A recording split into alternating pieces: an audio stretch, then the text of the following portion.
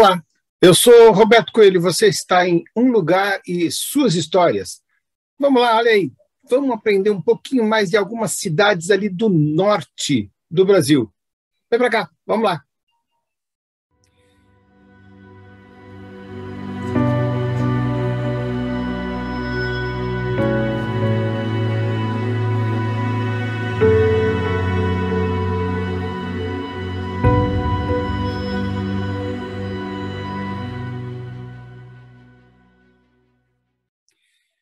Em seus 350 anos de história, Manaus surgiu a partir de uma fortaleza do Rio Negro.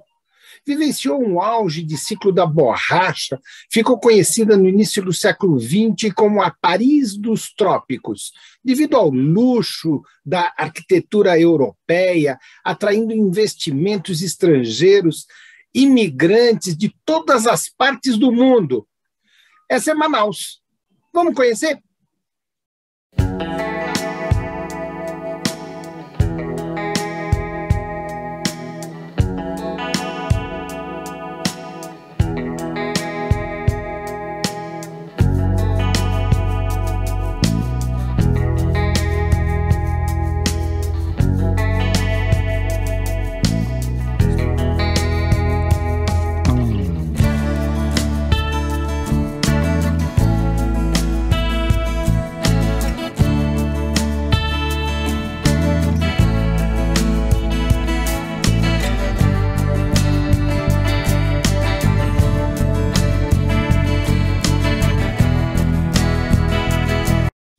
A construção da fortaleza foi iniciada por Mota Falcão e finalizada, então, pelo filho desse Mota Falcão, chamado, então, Manuel de Mota Siqueira.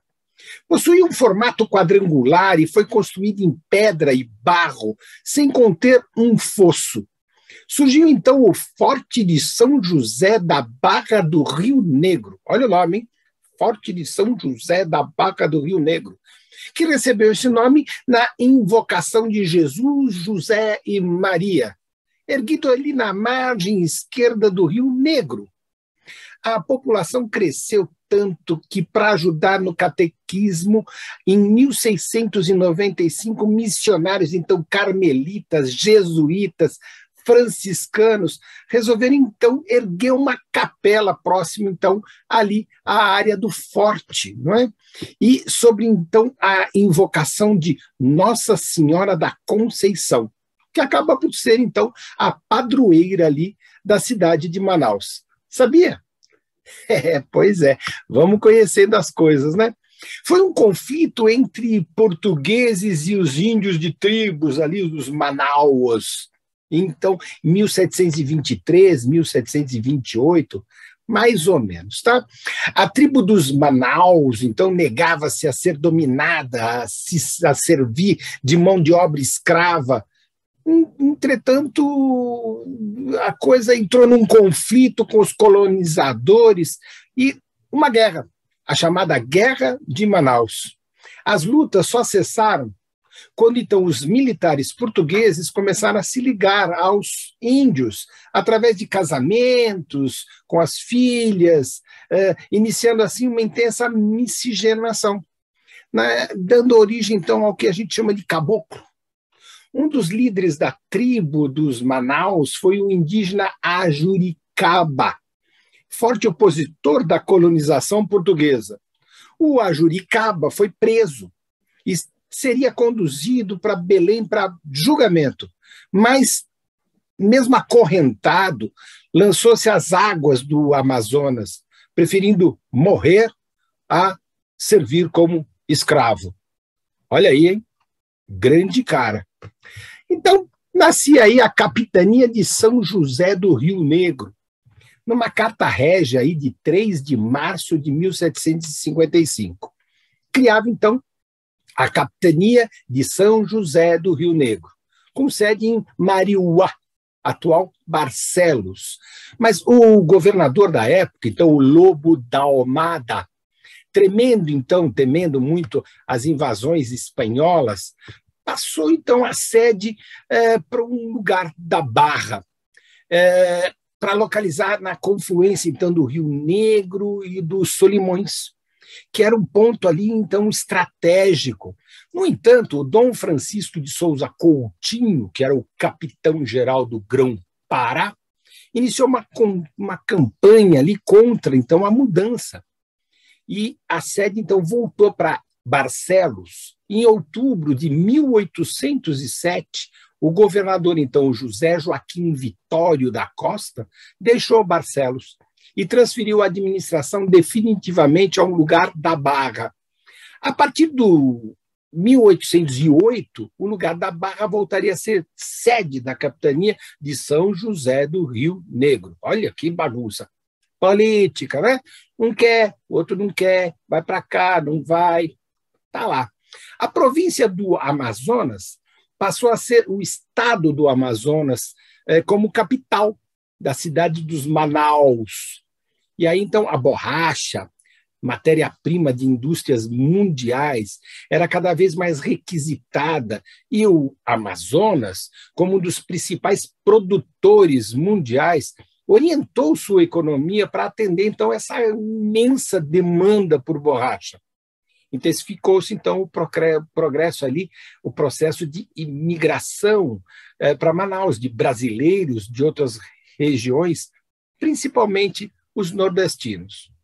Em 1910, Manaus ainda vivia uma grande euforia de preços altos da borracha, quando foi, então, surpreendida por uma fortíssima concorrência de uma borracha plantada na Ásia. Isso invadiu vertiginosamente os mercados internacionais.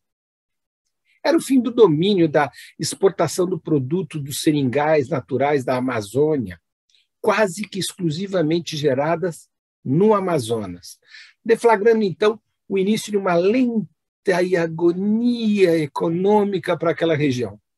Bem, com a implantação, então, em 1967, da Zona Franca de Manaus, a cidade, então, ocupou um lugar de destaque entre as principais da América Latina e uma das principais do Brasil. Então, a Zona Franca colocada ali melhorou, né? O governo militar do Brasil tinha como uma proposta ocupar a região, que era muito, muito, muito pouco povoada, com a justificativa de criar, então, condições econômicas para aquela região. A grandíssima expansão urbana demográfica de Manaus na década de 70 trouxe consequências positivas e negativas para aquele município, e que viu-se, então, obrigado a abrigar cada vez mais imigrantes vindo de vários estados brasileiros, interior do próprio estado, atraindo, então, por melhor qualidade de vida. E isso, então, formou a cidade de Manaus que é hoje. Então, coisas positivas, cresceu, coisas negativas, aquela monte de gente, e aí tem que ter emprego para todo esse povo. Manaus está aí. Um lugar, suas histórias.